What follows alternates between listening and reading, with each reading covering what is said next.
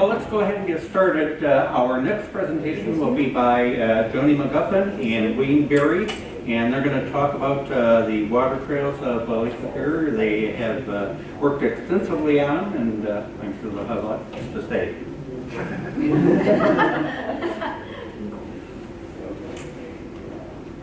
Okay. I'm going to launch right into two little videos that were created. I'm the executive director of the Lake Superior Watershed Conservancy. My husband Gary takes most of the photography in these presentations. We've been on this lake for many years, moving across in Canada and Hooley River north of Lake St. Marie.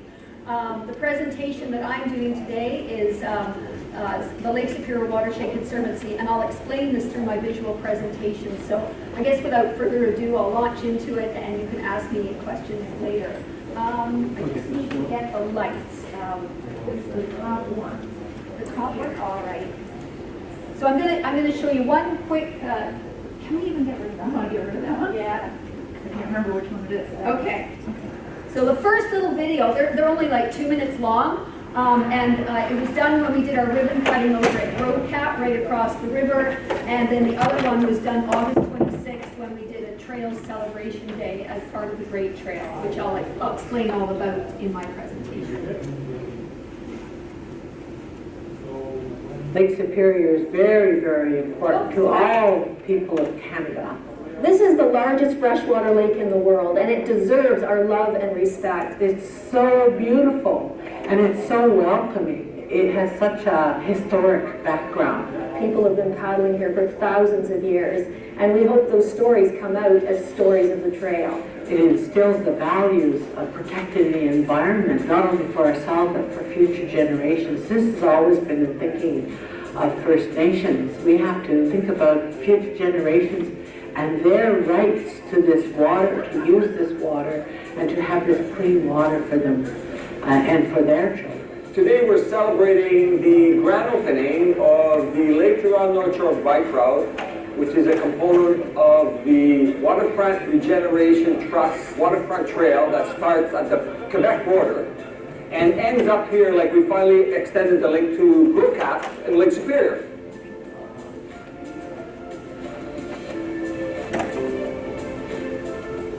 Years ago, the Lake Superior Watershed Conservancy worked with Trans CanadaTrail Ontario to implement and oversee a 1,000-kilometer water trail as part of our national Great Trail that goes ocean to ocean to ocean. It's the connection to the land, and this project has put amenities at 16 main access points in that 1,000 kilometers, making it accessible to people. It's for all people with abilities, all ages, people with disabilities can utilize this, and it's really about independence, ease of use, comfort, safety for everybody. It's really, really important for everybody to use the water that wants to use it. People with disabilities like to be involved in all aspects of the community, but it's sometimes very difficult due to inaccessible infrastructure. Projects like this means that a new part of our community has opened up and has become accessible to people with physical disabilities that enjoy these kinds of activities. This trail is all about connection. It's the connection to local communities, to our province, to our country, and to the international waterways that surround this lake. This water trail is a connection to building a diverse economy for Northern Ontario. It is a way of keeping youth in the north. It's a way to engage our elders with their amazing stories. It's a way to engage First Nations all around this lake with the historic story that they have to tell of present day to thousands of years of being here. And the access points are like this community right here. It's like a hub. People are mesmerized by the experience. It becomes very inclusive. It connects all of our communities. It enables us to access different parts of our community. This isn't the only accessible infrastructure that exists. There's other sites along the shore moving north. So it opens up new opportunities for everybody, including people with disabilities. I've already given it a go, and it's really amazing.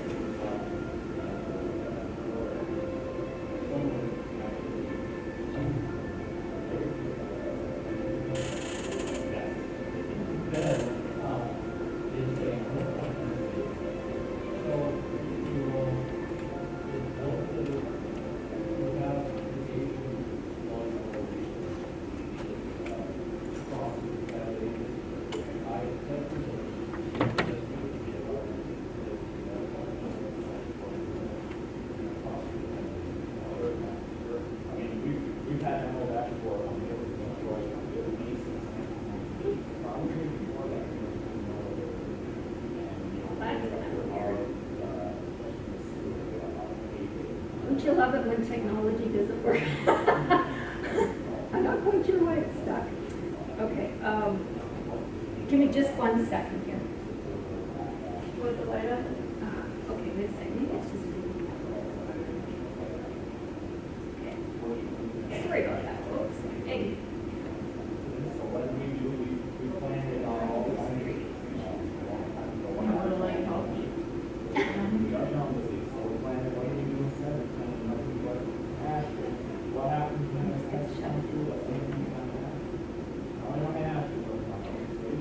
This all set up.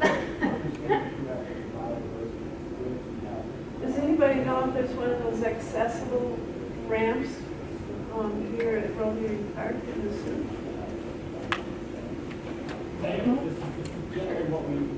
The type of ramp that's at Rotary Park is not an easy dock system. It was designed by Merco Engineering down in Florida. And it's not 100% accessible like the Easy Dock system is. It'll probably accommodate 80% of the people with disabilities.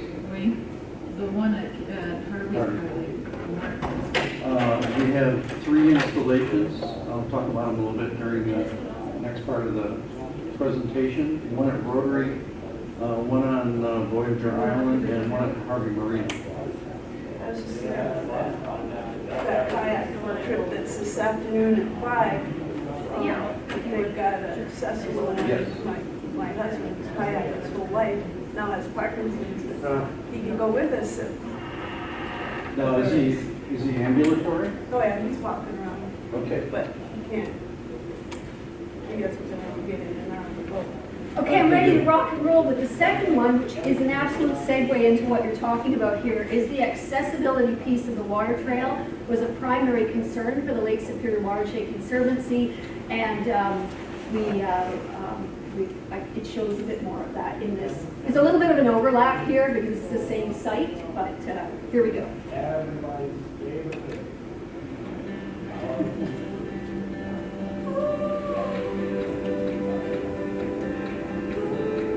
These waters and these lands, to see them by the land and the hiking, to see them by the water and the paddling, makes us remember of what sustains our lives here, and that people have been traveling and trading and living in this area for thousands of years. I think we get a tremendous way to explore that and get back to nature.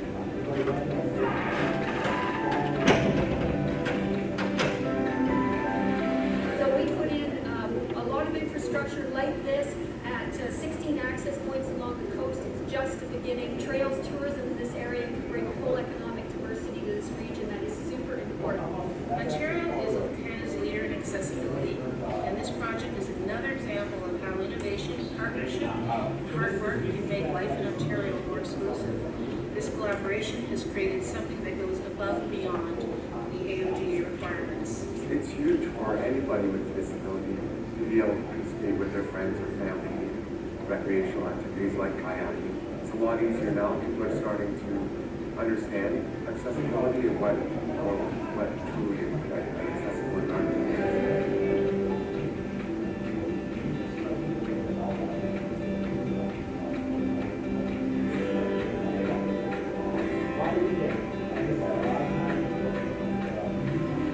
Still like a grassroots level, but I see things progressing forward with environments like this. I'm both humbled and grateful for the effort that the Trans CanadaTrail group and the Lake Superior Watershed Conservancy have done, because they went out of their way to make things totally accessible, right from the washrooms to the docks. It's a real step forward for everyone.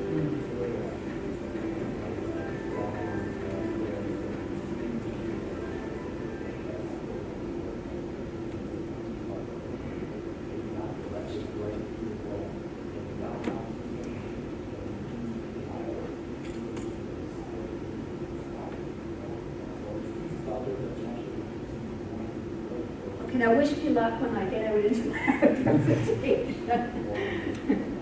Yay. Okay.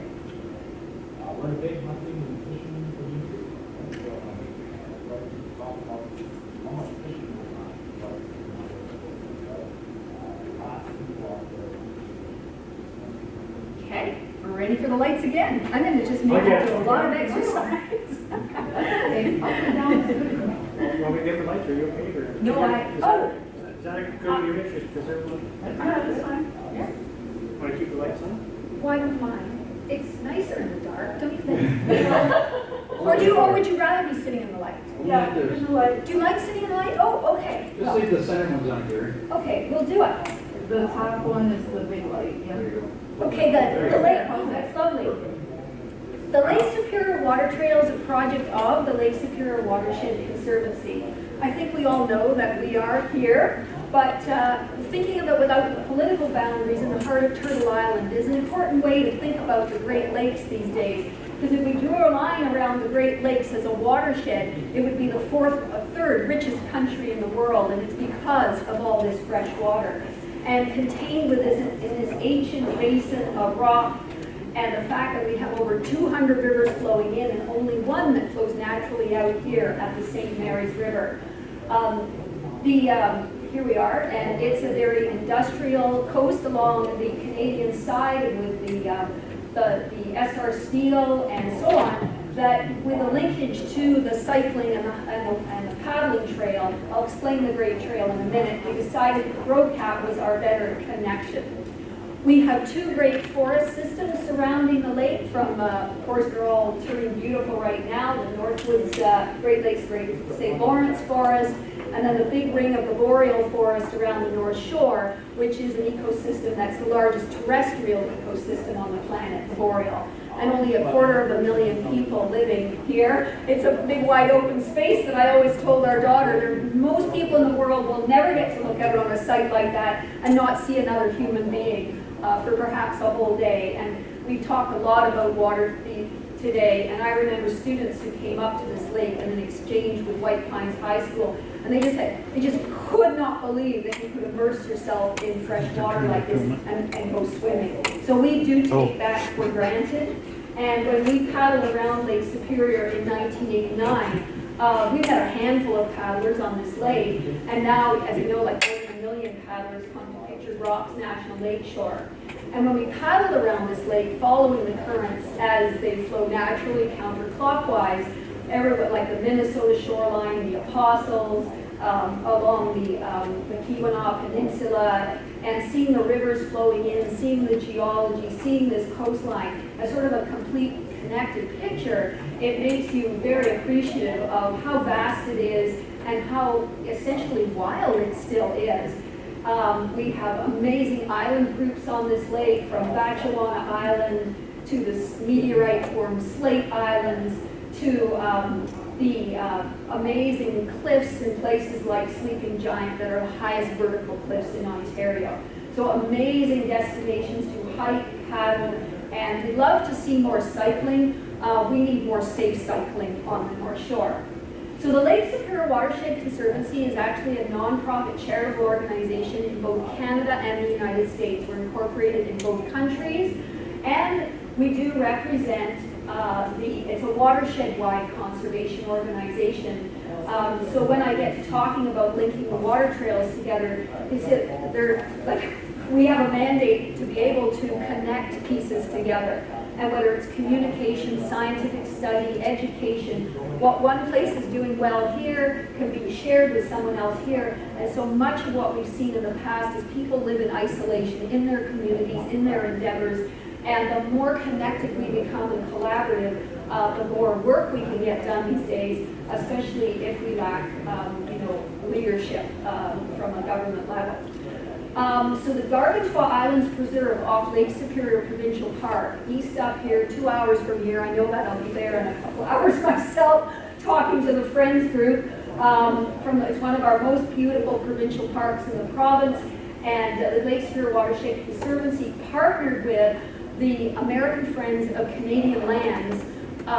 That is an organization that allows Americans who own properties in Canada that want to donate them for conservation can get a charitable receipt as if they're here in the States from the IRS. That made it possible for us to, these American-owned islands, which 50% of the backcountry users use, and it's a very significant and beautiful part of the water trail. So it was a mechanism that we were able to enact to see that this stretch of coastline remained wild. The islands aren't used for development. There's peregrine falcon nesting. They're very significant spiritually to Batchewana First Nation. So it's kind of a win-win-win. And it was an amazing partnership that the park could not enact. The Ontario government was not buying these islands. The park was not buying them. And so the Conservancy, as of August 23rd, because it's a 5-year process with American Friends of Canadian Lands, paying the taxes and ensuring that the land, we can prove that we can undertake this endeavor. So there are many water trails around this lake already, as you know. Here on the American side, the Minnesota Lake Superior Water Trail, the Wisconsin Water Trail, the water trails here in Michigan, all the way over to the St. Mary's River, you're established long before we actually had an official water trail on the North Shore. So the red line is what I'm going to be talking about with you today. Trans CanadaTrail was an initiative that started 25 years ago to have a trail that would go across the nation, ocean to ocean to ocean. It's cycling, it's paddling, it's hiking, and it's winter pursuits too, but self-propelled. And amazingly, they're nearly finished completion. We are at our sesquicentennial, our 150th for the country this year, and so they wanted to celebrate connection. And so we've been overseeing 1,000 kilometers of this, or actually 600 miles, of this 15,000 mile, 24,000 kilometer trail. So it was a big chunk that we were able to get completed. And it was a big hole for them 5 years ago. They had no completion opportunity because they were trying to create a hiking trail. And I know walking the Appalachian Trail, 9,000 volunteers keep that trail open, and we needed a trail that already existed. But what is a water trail? A water trail is a system of access points that connect between the land and the water, providing amenities. And we started off, the first sort of phase was to develop access points with, they had to have insurance, they had to own land, and so we wanted a diversity of access points. And so we have 16 along the coast, and we worked with them, and I'll explain a little bit about that. The place that I was just talking about in those videos is right in the bottom right-hand corner, of course, Grove Cap Harbor, Grove Cap Marina Park. Let me just go up the coast, and as I mentioned places you'll know. Our next access point is Batchewana Provincial Park. The next one up Catherine Cove is Lake Superior Provincial Park, so 2 provincial parks involved. North of that, we've got Mishpachot in the harbor. Mishpachot First Nation is going to get involved. And then up in the cluster above Puckasaw, we have Puckasaw National Park involved. We have First Nation Bigdigon Anishinaabe, and then we have 2 access points with Marathon, and along the coast, the cluster is Terrace Bay Strider, Rosswood, and then up by the Nipigon River, we got Nipigon Red Rock. Then we have 2 lighthouses, the Canadian lighthouses of Lake Superior, and then we have Thunder Bay, which is Fisherman's Park. And then you connect into a cycling route through the city, and then a paddling route across northern Ontario. And at our end, the green lines there represent the hiking trail, the Voyageur Trail, and the golden mark is the cycling trail, the Great Lakes Waterfront Trail. So the idea was like kind of a seamless route across the country, and the unique part about what we've created here for the whole country is that we actually have hiking trails designated and paddling, recognizing that many people will experience the water trail on this lake from the shore on a hiking trail. So Puckasaw National Park, just giving you a little view of some of the beauties. Batchewana Bay Provincial Park, the incredible sand beaches. It's an amazing sort of protected ecosystem on Lake Superior that's unusual. Porphyry Island Light, the Canadian lighthouses of Lake Superior. The federal government was going to get rid of all our lighthouses. This little group has stepped up. They have 450 visitors there this year. They're doing arts in the lighthouse program, arts in residence. They have 4 lighthouses now. So it's really neat because the Lighthouse Trail is a really great part of the Lake Superior Water Trail from a cultural perspective. This is an aerial view looking out to the Sleeping Giant from Thunder Bay. The park, I'll just point it out where our access point is right here when it links into the cycling trail. It's right below the granaries, which is a very cool cultural story to be telling at Fisherman's Park. Some of them are quite close together, others of them are far apart. That was an industrial town, a paper mill town, a mining town. these little towns are having to reinvent themselves economically, and that's really exciting too. Like Little Rossford was a railway town. We have to reconnect people back to the land and the attributes that we have here now, because we need economic diversity in the north. The one industry town isn't cutting it anymore. Big-Dagong, Nishnabeg's Quaywas Canyon Trail, on land, the boardwalk and the trail parallels their water trail, which is part of the Lake Superior Water Trail. Very exciting to get a First Nation on board with this project. This is part of the great trail, the Trans CanadaTrail. And as one of the elders spoke to the youth in the area, talking about people being here for thousands of years and being able to reconnect with the land is a very health-giving thing. Our language, the elders, the youth, the land, the traditions. As Chief Dean Sayers of Batchewana First Nation is speaking at our ribbon cutting in June, is very significant to have. I want to show you a before and after picture. One of our sites is Terrace Bay. Dean Main, the Economic Development Officer, talking about, the Awasaban Gorge here washes out their docks. You can see there's actually distance between the dock and the shore. The things were so wobbly you'd fall off them. Look at where we are today because of the Lake Superior Watershed Conservancy's partnership with Trans CanadaTrail. The signage you'll see, we have a kiosk at all the sites. We put in picnic tables, the bench. We have a universal access dock there. And then Dean was able to leverage funding with Parks Canada and put in 3 more docks, solve his docking problem, make an amazing connection to a lovely Castile hiking trail there. So you met Diane in the video there.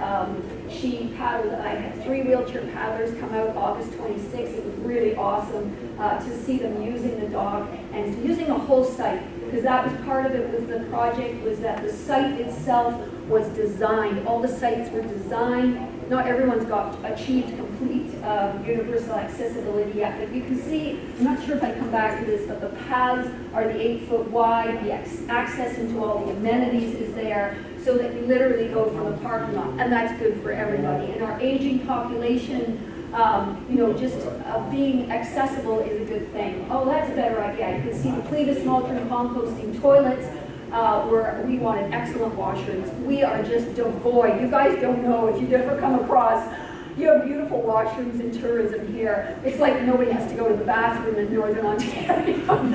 And so we needed to address that, and we said through this project, if we did nothing else and we put good toilets in, we would be getting somewhere. These were $30,000 toilets. And they've got solar panels actually on the roof of the other building to catch all the sun, so they power a fan, there's no smell, they come new technology from Scandinavia. They're just really beautiful. We deserve them in the north, and visitors expect good washrooms. And if you're gonna have people camping here and doing stuff here, the first thing you need is a good washroom. So I just wanted to show this picture because lots of people are using the water trail access points. And when we went to the communities, it's your access point. Who's going to come down here? We started talking about simple things like people want to come down to the water and walk their dogs. What do we need? We're going to walk dogs. Well, we want to educate people to pick up dog waste. It's like our waste, their waste, it's all affecting our water quality. So even the washrooms give us a place to put up literature about water conservation and making people aware. So in another piece of our access stuff beside the small and the large is a tri-sided kiosk. We're putting up the one at Batchewana Bay. I'm just showing a series of them here. We put up a dual Clevis Multrum in I didn't know that moved. Now I do. Lake Superior Provincial Park. The park didn't have money to do this. Now they've got a super nice washroom on that busy part of the lake. And I'll show you the 3 sides to this signage thing in just a minute. There's another one with Rocap Harbor. And you notice like each one of these sites has a unique local panel story. What's on this 3-sided kiosk? We're super proud of this. Every site has the total lake panel. We're talking about some statistics, a bit about the whole lake, and all the sites, and Indigenous language is on some of the traditional sites around the lake, so everyone can see that. Plus it tells us about all the lighthouses on the lake, so everyone's seeing that. So that's the connectivity piece. How many people do you meet on the shores of the lake who don't even know that this is Lake Superior? They say, what is this anyways? So we were trying to address that. Out paddling Mishpicot First Nation and Voyager canoes. looking like there's all kinds of reasons that people come here. We put in another $25,000 in land trail connection in the water trail. Beautiful out to the Red Rock lookout. Then Parks Canada stepped up and they attached to the trail a nice lookout, and we're looking out actually all the white birds you see down here, they're all white pelicans. So, and that's Red Rock Marina, and they put in a huge multi-million-dollar visitor center and a marina, but it's an island, it's not connected to anything. So they have this great boat rental every year. I mean, you can shoot a gun off a cannon through it, and you know, it's one of those places that needs to be used and appreciated more. It's a gorgeous part of the lake. And then, of course, this is a lovely calm day on Lake Superior, and we've been doing an amazing, Gary, search for a group of 7 painting sites, which is a cultural story that's really quite international significance. So cultural storytelling is important, and of course the hiking trails, the coastal trail of Lake Superior Provincial Park, the coastal trail of Puckasaw are all designated under this. So when you drill from the Great Trail map on the website, you get to Lake Superior, you drill down now to the parks, to the communities, and then the linkages to their trails, and we are linked to the Minnesota, Wisconsin, and Michigan water trails in that website, superiorconservancy.org, in the water trail. The other safety panel, the other panel is super critical. It is about the safety of paddling on Lake Superior. The Coast Guard, US, Canada, the most significant outfitters on this lake who have the real understanding of the conditions. The NOAA and the swimming aspect of it, to, knowledge that everybody should have about this. So we came up with this panel, and we're pretty proud of it with its diagrams. It's what you must have, it's what's strongly recommended, and then some visuals to describe that as well. And the words that are plain. Just one of the little features of this, we came up with a series of few of the iconic things that we can run into as far as hazards of paddling on the lake. They can be everything from, like the outlet current is the one I'm going to use right now.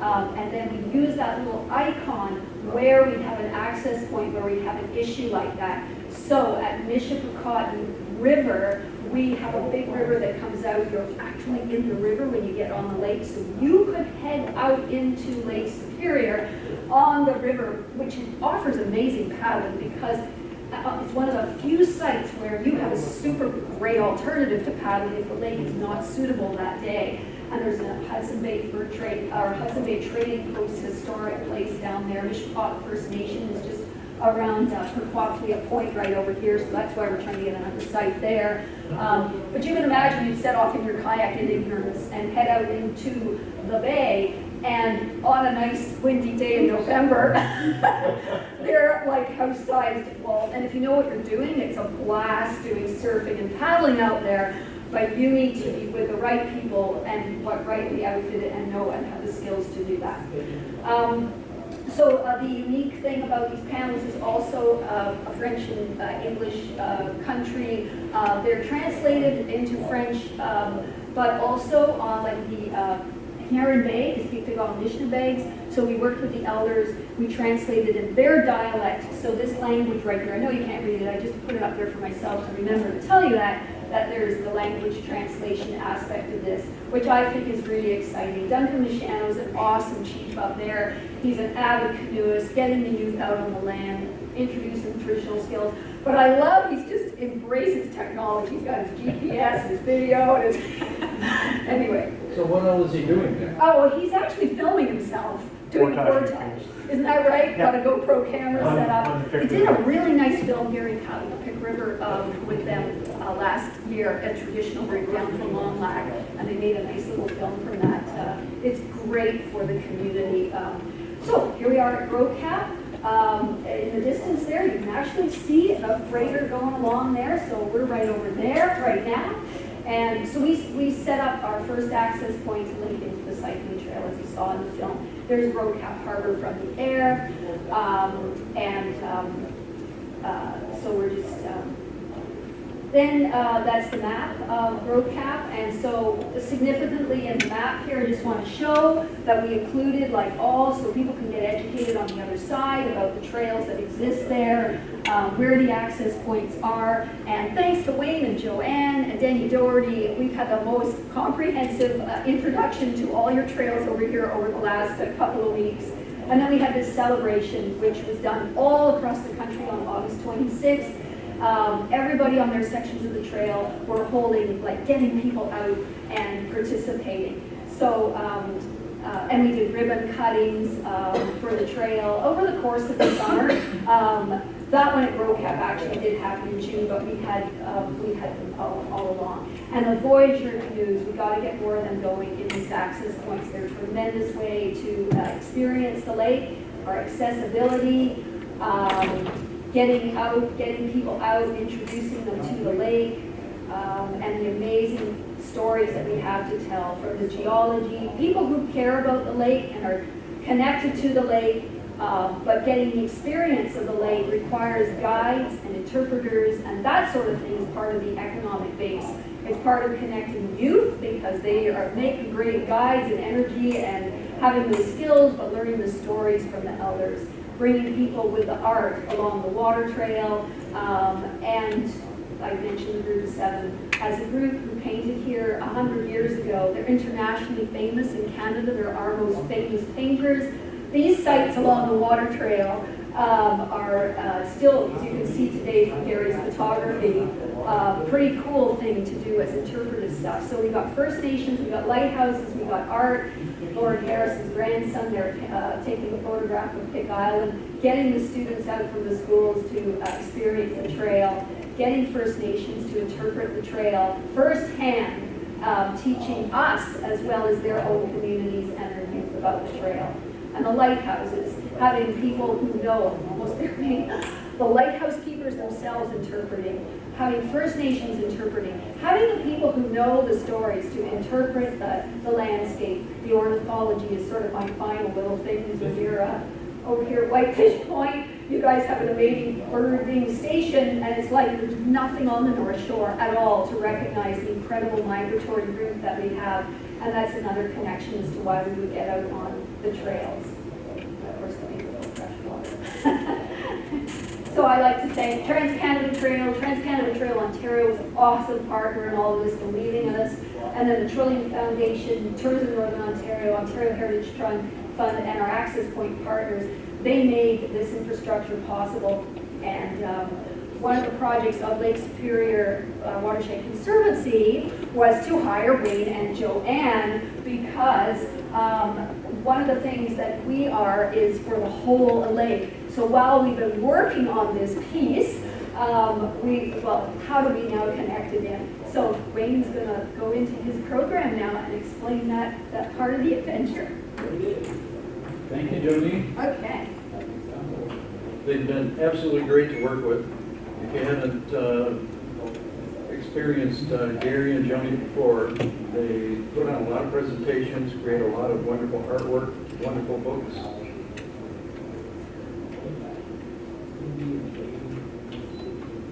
Just turn it on tonight.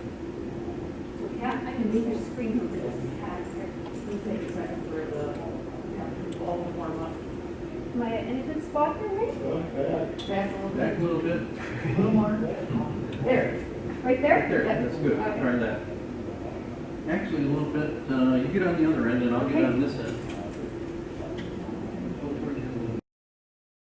There. How's that? So Wayne and I and Joanne met in the Sioux, but we really just had lunch. We didn't end up talking a lot about the presentation, and Wayne says, I'm going to start with this slide. I said, I'm going to do this. Okay. This was a fantastic opportunity for me. I grew up in Muskegon. My grandfather was a master carpenter, and we built every boat we ever fished out of. I love the water. My wife and I have adopted a nickname for me, the man who walks the water. As soon as I get out of the car, the nose goes up, where's the water, where's the water? And off we go. We were approached by a lady from the Traverse City Conservancy, Ruth Ogawa, about this project along with Eastern UP Regional Economic Development Commission to start to assess access points along the South Shore, starting from Sault Ste. Marie and going to Pigeon River, Minnesota. I can't believe somebody paid us to go from here to Minnesota. It was fantastic. If you go to the presentations this afternoon by Ellen Benoit and by Denny Doherty, you're going to get a lot more detail from Grand Marais, Michigan, to Voyager Island, which is a new project that we did over the last couple of years from funding from the CDC, Center for Disease Control, and the Building Healthier Community Coalition, and the Island Trail Committee.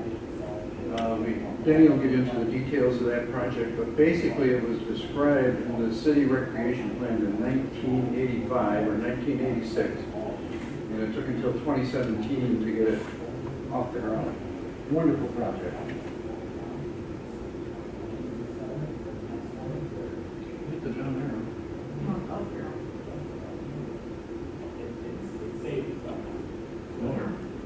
Try that. This was supported by the Michigan watertrails.org group, which is that a subgroup of LEA, Joanie, or is LEA a subgroup of this? This is a subgroup of LEA?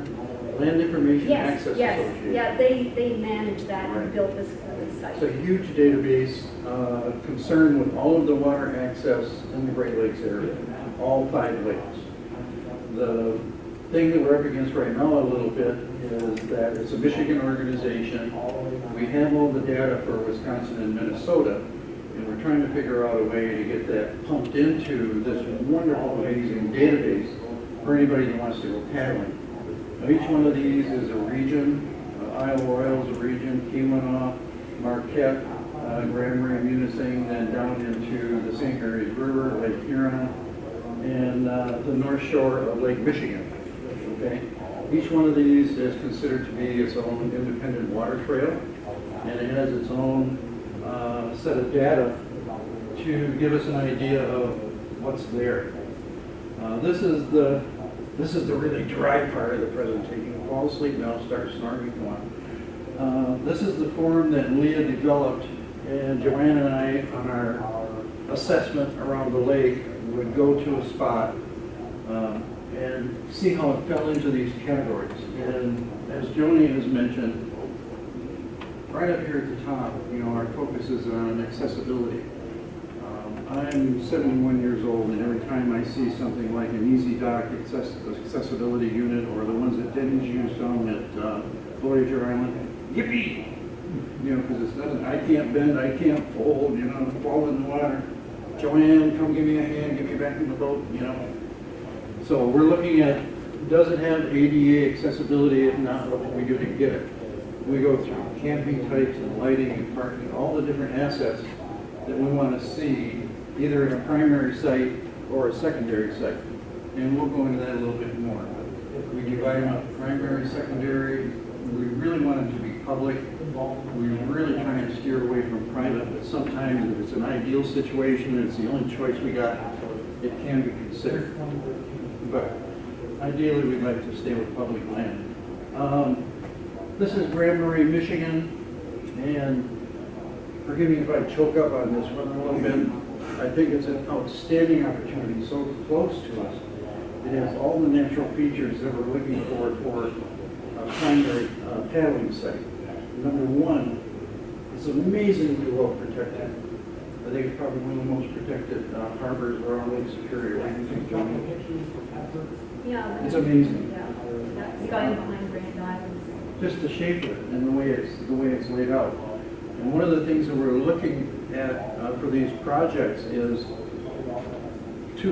somebody said, it's not what you say, it's how you say it. If you build it, they will come. If you build it, they will come. So there's a tremendous amount of pressure on these sites after we get them promoted and we get them developed. So we don't want inexperienced people saying, oh boy, Lake Superior. And they go off past the breakwater and all of a sudden, Great Mother Superior says, well, hello. Can we shake hands? And they're in 4-foot waves and everything's nasty. So So this amount of protected area, the beaches, everything in Grand Marais is fantastic. There's a campground right there, there's stores, there's hardware, there's gas stations, there's museums. No people. 280 people in the population of Grand Marais. Who's going to support it? Who's going to maintain it? You know, after we get this reaction. So that's a very big concern. It's a great opportunity. These are some of the assets that are there. There is an outfitter who does offer shuttle service. All the list of assets on the right. They need an accessible paddle sport and launch. There's an awful lot of people, creative, determined paddlers that'll get themselves in the water. Paraplegics, triplegics. It does help to have at least one arm. But there's people with one arm, no legs, and they're paddlers. They'll do it. They'll get in the water. But an accessible paddle sport launch would be a huge economic boom for Grand Marais. Accessible beach access. Joanie and Gary and I went down and looked at something called Mobi Mat. And it's a mobility mat that allows a person with a wheelchair to roll out into the sand and get down closer to the water. Fantastic access, because we've got all these ramps and sidewalks that come down to the edge of the grass. Quarter of a mile of sand and gravel to the water. How do we get people up to that water's edge? Very important. And the sand, as we have our big beaches, is so hard for people to walk on. The elders at Mishpacotton were already talking from our meeting, the Mobi Mat for Mishpacotton. Right. It's a great asset. There's a lot of different designs for it. The roll-out wood mat that we saw down here at Sherman Park. And something that looks like dry deck, if you're familiar with some boating materials. It's that perforated half-inch thick rubber matting that lets sand go through it and sand come back up. It really stabilizes it quite well. At Grand Marais, there's a huge need for kayak lockers because they have everything there. Everything. Well, I don't know if they show movies, but if they do, okay, hotels, restaurants, museums, campgrounds. 2 places to get ice cream. 2 places to get ice cream, and then the convenience store, the little gas station there on the corner. It's a wonderful place. I mean, if somebody could come in there after a half-day trip or a one-day trip and spend another day, spend 2 days in Grand Marais, where are they going to put their boat? That's an issue for us, and it's one we're seriously trying to address. I did put a picture in from Bradenton, Florida. They put in 60 kayak lockers at a nature preserve down there. Within a month, they were all occupied by local residents, which defeated their plan completely. Supposed to be for transients, but so they're putting up another 150, and they're going to have specific ones designated for transients, but also, for people that just want to leave their boat by the water, which is a great idea to me. We live less than a mile from the water. I could get on my bike, pedal down to the locker, pull my boat out, slide it down the ramp, and off we go. Which is, I think, a big plus, because you're eliminating a lot of pollution by not having to drive a car down there. Access site signs, history and cultural kiosks that Joanie's been working on. I think they're fantastic. Ruth and I were always looking at these kiosks at state parks and how much information they have and what type of information. And the safety panel is a huge, huge part of this. We really need them. Area information maps, like Grand Marais. What can they tell you? I mean, you got H58, you got the national shoreline going west, you've got Deer Park and all of that resource going east. Amazing place. Pictured Rocks National Lakeshore. Like I said, this is the dry part. Opportunities for education. We need a tremendous amount of stewardship in the Pictured Rocks National Lakeshore area. There's one vendor in Munising, which is the western end of the Pictured Rocks Lakeshore. We've been told he did $700,000 last year between kayak rentals and something called Paddler's Village. Okay, that's a great economic benefit. But it also meant that 100 people a day were going to a sanitary facility that was designed for 12 people a week. I can't even do the math for that. So we need that, we need that stewardship, we need to, okay, we put these facilities in, look at the impact it's gonna have. We've experienced it on Voyager Island. Practically every time Joanne and I go out there, we find 3 beer cans.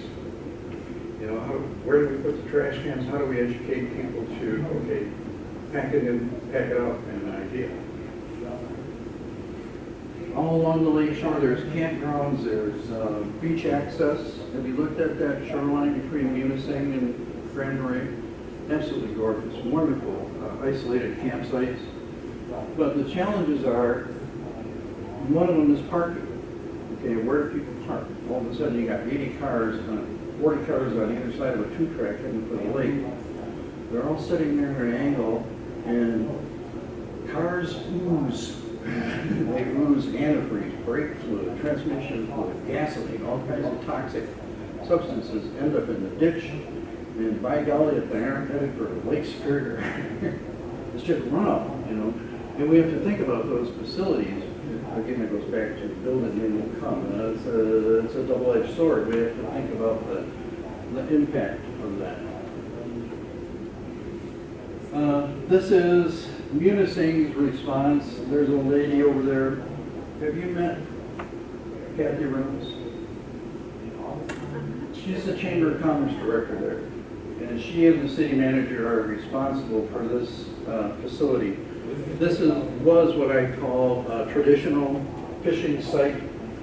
It was just, 5 acres of gravel with lots of parking, access to the water, and very little structure to it. There was somewhat of a fishing pier there, aged, insufficient, inadequate, and between Kathy and the city manager, they just said, we've got to do something about this. So they put in this easy dock complex, and the ducks like it.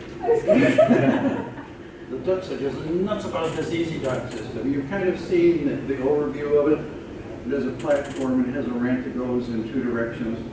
This is about 100 yards off of Lake Superior on the Anna River, on the east side of Munising, just before you go out to the Sandpoint State Park office. Gorgeous little facility, but it was very underdeveloped. It was just basically a large gravel parking lot. They put in the easy dock system, they put in the fishing pier, they put in a restroom. They don't have the information kiosk as of that point. Okay, I don't know if they've done it yet, but it's something we need to talk to them about. And we're seriously concerned about the safety panel on the kiosk to get some people some education. Because on Lake Superior, which is a challenging, demanding piece of water to paddle on, people are showing up in what I refer to as kayak-shaped trash cans.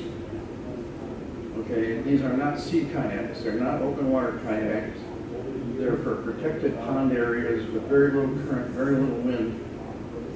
Please help us. They should not be going out on Lake Superior in these under certain conditions. There are some very calm days, there are some beautiful days when there's no current, no wind, and it's an adequate boat. But it has no watertight chambers, it has no positive flotation. They're not wearing PFDs and they're not wearing any clothing that'll help them with hypothermia. So we've got to get people educated about this is recreation. There are some hazards involved. Are those floating? Yes. So they'll adjust to the Yes, water? they're self-adjusting. They get pulled out in the winter, so they last a lot longer, and they're modular, so you can configure, ours are all configured differently. Infinite number of configurations. There is a bit of what I refer to as a bowl at the end of the river, where the river current meets the lake wave direction. There's a little bit of a bowl there. Most of the days it's not too bad, but you should take a look at it before you jump in and head out.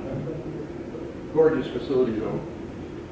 Cassie is also responsible for this one, for the all-terrain Easy Dock facility. This is one of the early models, don't you think, Joanie? It's one of the first really successful. Yeah, and that wasn't an easy site because there's a steep ramp they had to put down from the center there.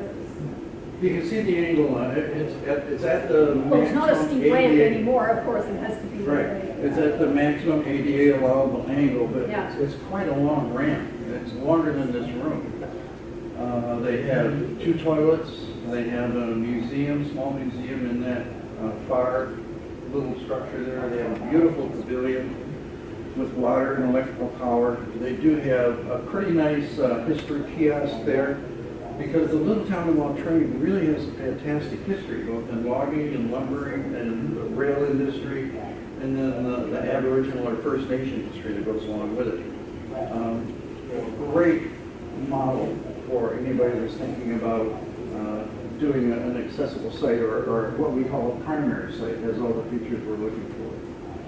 And this is just to show what's happened in the last 2 or 3 years.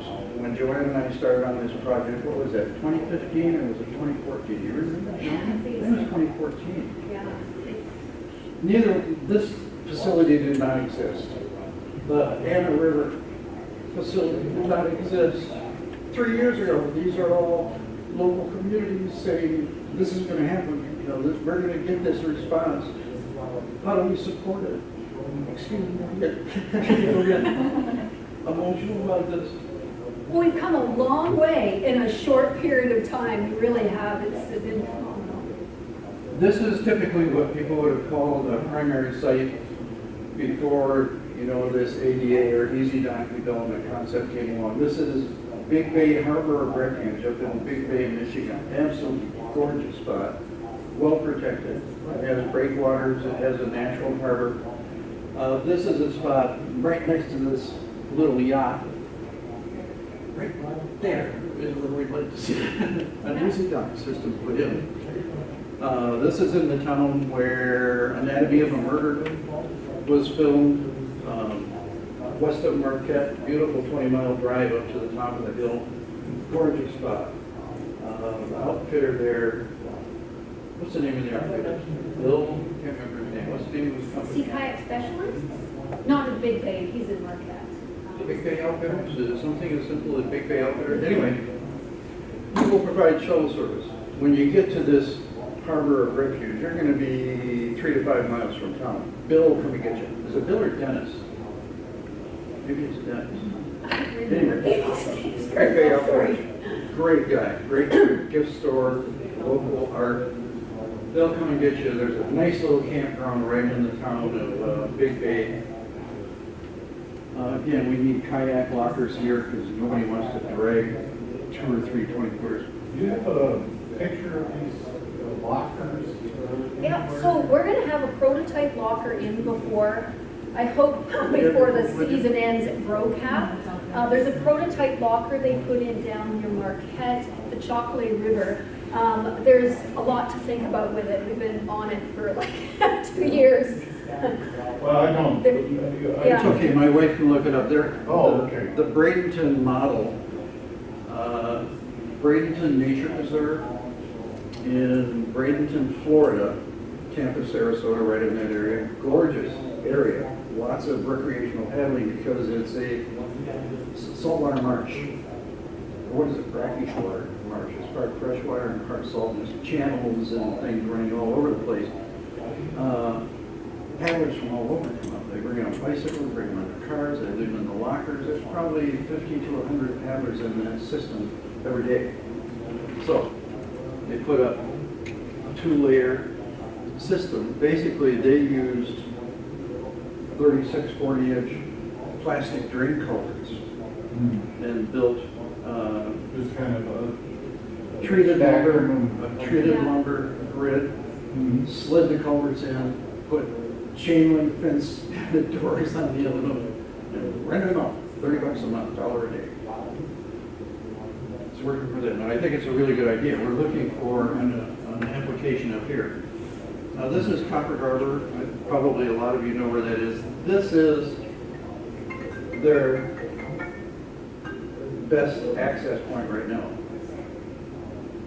This is the State Harbor at Copper Harbor. There's a very successful outfitter up there by the name of Sam Raymond, who runs Keweenaw Adventures, puts people on the water at a phenomenal rate, does a great job, tandem kayaks, very safe, as safe as you can be on Lake Superior, very responsible, and a great mountain bike resource for that area. But they really don't have a good functional public kayak access point. They got everything else. They got the restaurants, the hotels, you know, the mountains, the water. They got everything. But they don't have a good functioning paddle sport access site. A couple of little parks, you know, Fort Wilkins is a nice place to get in. Nothing accessible, nothing like the Easy Dock system or the Merco system that we're talking about. This is a couple of examples of the next level that we're working on, which is the secondary sites. These are basically a campsite. There's probably not a bathroom. These are remote. This one's absolutely gorgeous. This is a place up in Minnesota called Horseshoe Bay. That's it. That's the campsite. This is on a piece of conservancy land that they decided, okay, we're going to put an access point on it. There is a fishing resource around the corner that has a handicap accessible porta potty, first one I've ever seen. This is their information on this campsite. Kayakers. And down here towards the bottom it does say, okay, there's a bathroom, you have to walk a quarter of a mile, and it's that way. Okay, but how would you put a restroom on here? This is all rock, you know, on the shoreline. This is the Hiawatha Water Trail signing system that runs from Grand Marais, I think all the way up to Big Bay. It's one of the longest and earliest water trail systems on the south shore of Lake Superior. They're obviously trying. They've obviously put a lot of work into it, but this is one of the things we have to think about. You know, how do we support this? This one's laying on the ground. How long has it been there? It's got this little reflective patch, and it is a sign for the Hiawatha Water Trail. But in this position, it's not going to help somebody that's paddling down the lake shore looking for where they can land their boat. Okay? It's the volunteers. It's that, you know, core group of people. Can't afford to hire them yet. Maybe at some point we'll be able to, but it's the volunteers that install these signs and have to keep them up. Sometimes they're not easy to find. Joanne and I would say, okay, there's one here. She'd walk 250 feet that way down the beach. I'd walk 250 feet this way down the beach.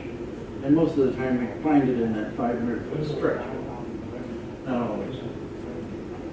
Oops. Okay, go back. Pardon me? Not going back.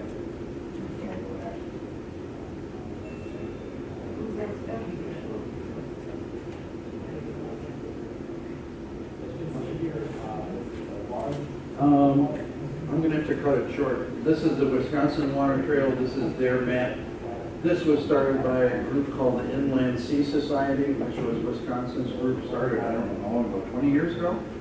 They were one of the early promoters of this water trail concept out of Lake Superior, put a lot of energy into it, and basically they kind of aged out. They kind of burnt themselves out on the project, and then they had a political change, and had a government change.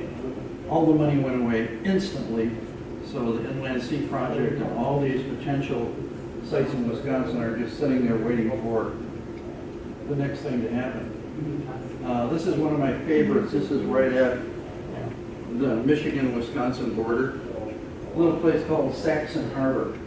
And I can't remember if it was a year ago, 2 years ago, or 3 years ago. There was some torrential rains in this region of Wisconsin. And a 10-foot wall of water came down through this little valley.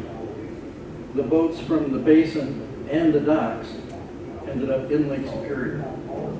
It literally flushed this entire complex out into the lake. Fortunately, you can see where the campground is up there, not affected too much by that event.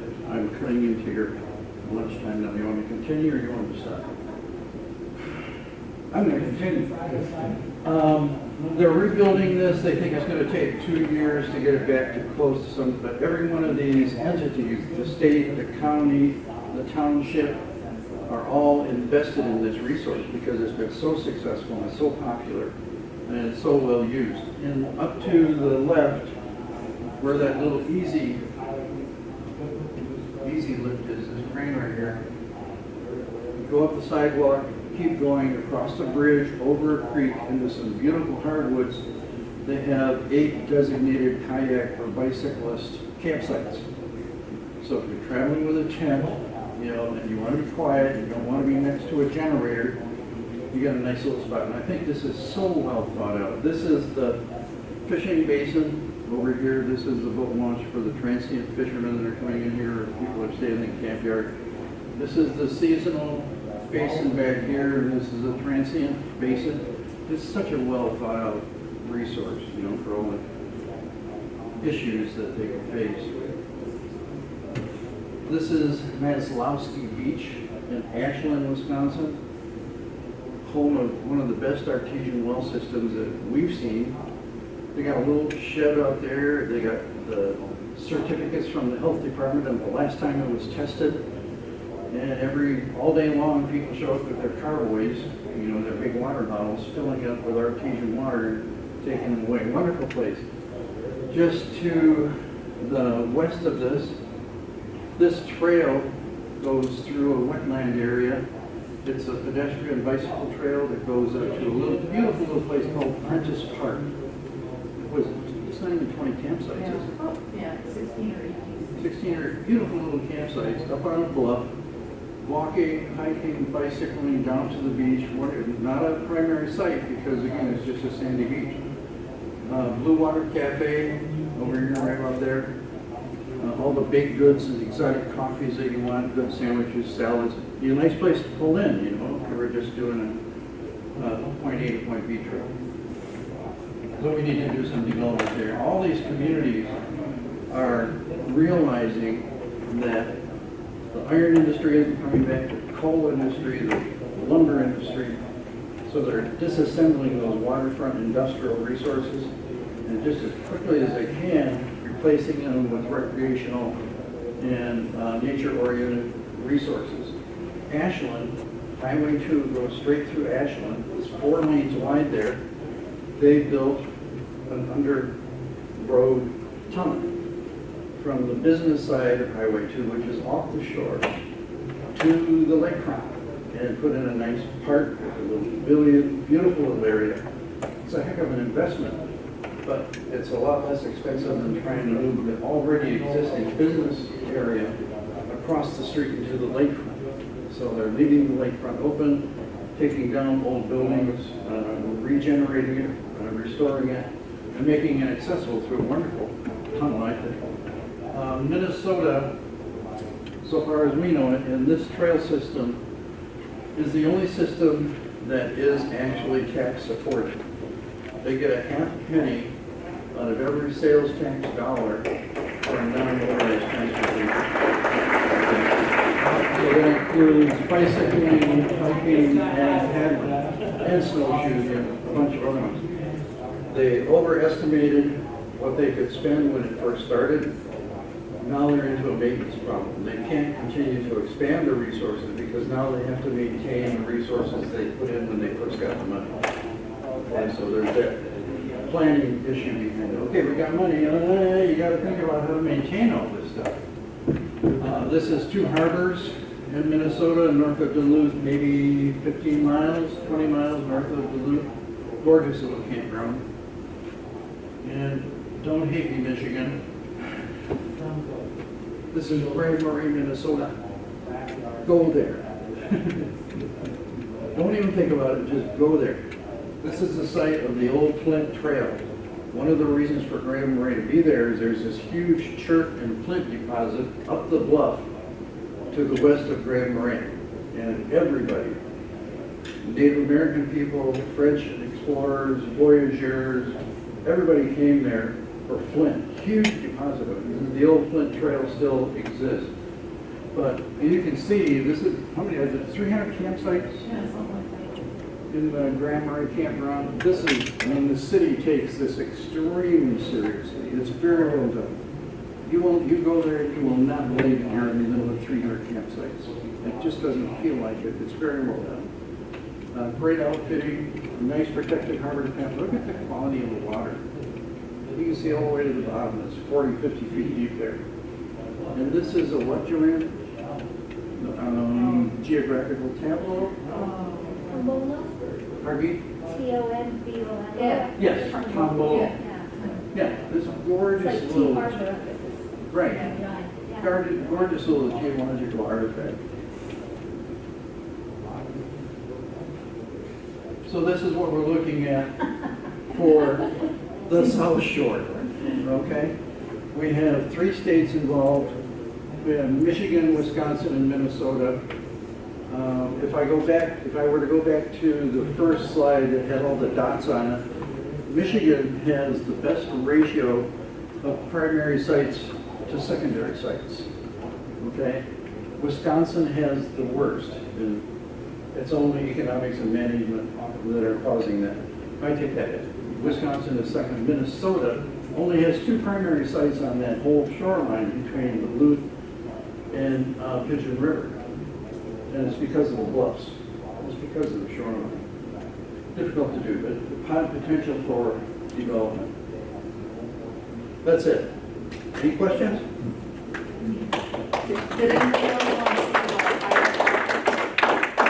Did anybody else want to see the kayak locker concept? Thank you very much. Thank you. When Wayne was talking about the safety, that panel, we're trying the secondary because the 16 sites isn't going to cut it for 600 miles. So we were working on that with Ellen, just having some continuity with safety around it.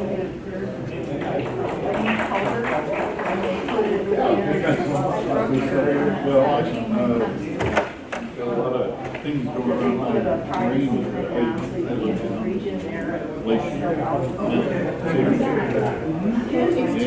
Thank you very much.